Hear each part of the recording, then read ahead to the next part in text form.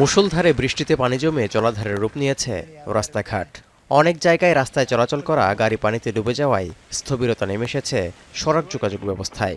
ভয়াবহ এই বন্যা পরিস্থিতির দৃশ্যটি মরুর দেশ সৌদি আরবের।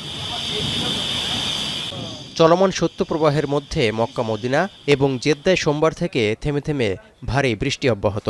সবচেয়ে বেশি বৃষ্টি রেকর্ড করা হয়েছে মদিনার বদর আল শাফিয়া অঞ্চলে। এছাড়া দ্বিতীয় সর্বোচ্চ বৃষ্টি হয়েছে জেদ্দার আল বাসাতিন এলাকায়।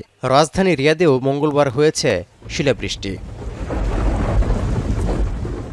বজ্রসহ ভারী বৃষ্টিতে আকস্মিক বন্যায় জনদুর্ভোগ পৌঁছেছে চরমে।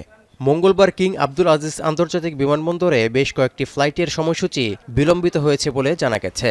এছাড়া আগামী 10 জানুয়ারি পর্যন্ত মক্কা মদিনা আসির কাসিম বাহা তাবুক অঞ্চলে হালকা থেকে মাঝারি ভারী বৃষ্টি শিলাবৃষ্টি এবং ধূলিঝড়ের পূর্বাভাস দিয়েছে দেশটির আবহাওয়া অফিস।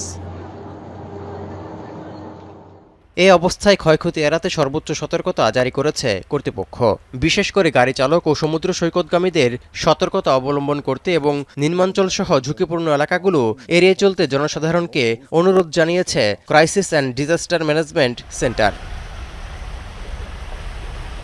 এদিকে বৃষ্টি ছাড়াও দেশটির উত্তরাঞ্চলে তাপমাত্রা কমে যাওয়া সহ তুষারপাতের শঙ্কাও করছে সৌদি আরবের আবহাওয়া অফিস। তীব্র শীতে মানুষের ভোগান্তি এড়াতে প্রস্তুত থাকার কথা জানিয়েছে প্রশাসন।